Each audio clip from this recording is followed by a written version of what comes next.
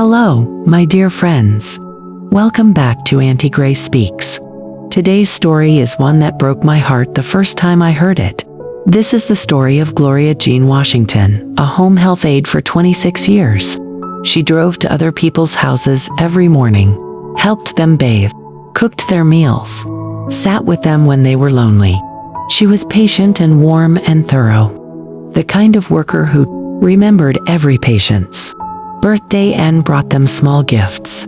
From her own pocket, she came home every evening, tired in her bones. And then she made dinner for her son Deshaun, helped him with his homework, read to him until he fell asleep, and got up the next morning and did it again. Gloria raised Deshaun alone from the time he was 4 years old, when his father Raymond packed a bag and walked out the door and kept walking. Deshaun was a bright boy, sharp and quick and funny in the way that children are when they have been loved well. He made good grades. He played basketball. He was the kind of teenager who still hugged his mother in public without embarrassment. Gloria sacrificed everything for his education. She took out loans. She worked overtime every chance she got. Deshaun was the first Washington to ever go to college. He hugged her and said, "I am going to make you proud, Mama, I promise." She believed him completely. When Deshaun got his scholarship, Gloria threw him a party. She made a sheet cake that said, "The first Washington to go to college." She cried at that party. Happy tears, the best kind. Deshaun was embarrassed by that cake at the time. All his friends saw it. He thought it was too much, too loud. But what he didn't understand yet was everything that cake actually meant. Every double shift, every loan, every sacrifice baked right into that cake. Deshaun graduated and got a job at a financial firm in Nashville. He was good at the work, ambitious, driven, and very concerned with how things looked. He married a woman named Candace, polished, pretty, from a family with money. He got a beautiful house, the right neighborhood, the right car, the right clothes.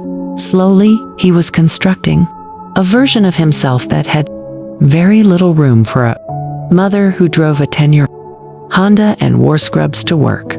The visits became less frequent, the phone calls shorter. Gloria did not complain. She was grateful for every minute she got. On a Sunday evening in March, the twins' 8th birthday, Deshaun invited Gloria to dinner. Gloria drove for hours. She wore her best dress, a burgundy one she had bought on sale 3 years earlier. She brought a homemade caramel cake, because it was the twins' favorite and she had been making it since they were old enough to eat solid food. She stood at her son's door, holding that cake, feeling hopeful. Candace's parents were there to Harold and Vivian. Expensive watches, measured tones. Dinner was catered, not cooked. Little appetizers on trays. Wine Gloria didn't drink. Gloria tried. She talked about the children, about Memphis, about her garden. Harold and Vivian smiled politely. Candace checked her phone. Gloria told a funny story about one of her patients, a 90-year-old man named Mr. Earl who had insisted on teaching her chess. The room didn't laugh. Not really. She could feel it. The way you feel when you are somewhere you are not quite welcome, even though no one says it out loud. But she kept smiling. She kept trying, because that is who Gloria Washington had always been. After dinner, while the twins were cutting her caramel cake, Deshaun asked to speak with his mother in the kitchen. She followed him in, still smiling from watching the children eat. He closed the kitchen door. Deshaun said quietly but clearly, "The way you say something you have rehearsed. Mama, her family is here tonight. These are important people. You need to be more careful about the stories you tell. Your work, your apartment, it is just not the kind of conversation that fits here. You are embarrassing me." Gloria looked at her son, this man who she had carried to the bathroom at 2 in the morning when he had a fever, who she had driven for hours to watch play in a single basketball game, who she had taken student loans for, who she had made a sheet cake for, the first Washington to go to college. She looked at him for a long moment. and then she said very quietly, "I see." Gloria went back to the dining room. She kissed the twins on their foreheads once each, slowly, like she was memorizing it. She shook Harold's hand. She nodded to Vivian. She picked up her pocketbook. She said, "Thank you for having me. Enjoy the rest of your evening." And she walked out of her son's house. She did not slam the door. She did not raise her voice. She did not cry. She walked out with her head up and her dignity intact. Because that too is something she had always known how to do. Gloria drove 4 hours home alone in the dark. Deshaun called 3 days later. He said he was sorry if she had taken what he said the wrong way. Gloria listened to every word. Then she said, "I drove 4 hours to bring your children a homemade birthday cake. I wore my best dress. And you pulled me into the kitchen to tell me I was an embarrassment."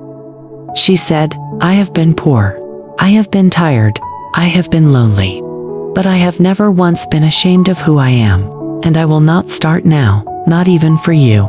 She said, "When you are ready to treat me like your mother, and not a problem to be handled, I will be here." She hung up the phone. And she waited. 4 months later, Gloria's phone rang on a Tuesday afternoon. It was not Deshaun. It was Jade, 8 years old, calling in a whisper from her bedroom. She said, "Grandma Gloria, why don't you come visit anymore?" Gloria said, "You are a very smart little girl, Jade Washington." Jade said, "We miss you. I want caramel cake. And I want you to sing happy birthday the wrong way, like you always do." Gloria laughed. "The real kind?" Jade said, "Grandma, are you mad at Daddy?" Gloria said, "I am not mad, sweetheart. I love your daddy. But sometimes grown-ups have to have hard conversations before things can get better." Jade said, "Okay, I am going to tell Daddy he needs to sit down and talk about his feelings." Deshaun called that evening. He said, "My 8-year-old daughter just sat me down and told me I needed to talk about my feelings." Gloria said, "She is the smartest person in your house." And then Deshaun said something she had not heard from him in a very long time. Without rehearsal, without carefully managing how it sounded. He said, "Mama, I am sorry. I am truly, deeply sorry." He said, "What I said to you that night, there is no version of it that was okay. You drove for hours. You made the cake the kids love. You are the best person I know." He said, "I have been so worried about what people think of me that I forgot who made me. I forgot what matters." Gloria drove to Nashville the following Saturday. She brought a caramel cake. Deshaun met her at the door.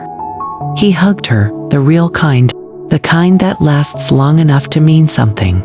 Jade and Jalen came running and attached themselves to Gloria's legs and would not let go. Even Candace hugged Gloria at the door and said, "We are glad you are here.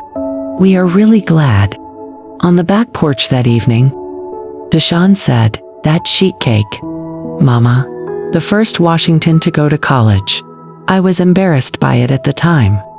But you know what I think about now? Everything that cake actually meant." He said, "That cake was everything, Mama, and I was too young and too stupid to understand it." Gloria took his hand. She said, "You were never an embarrassment to me, Deshaun. Not one day in your life, and you never will be." They always come back to the caramel cake.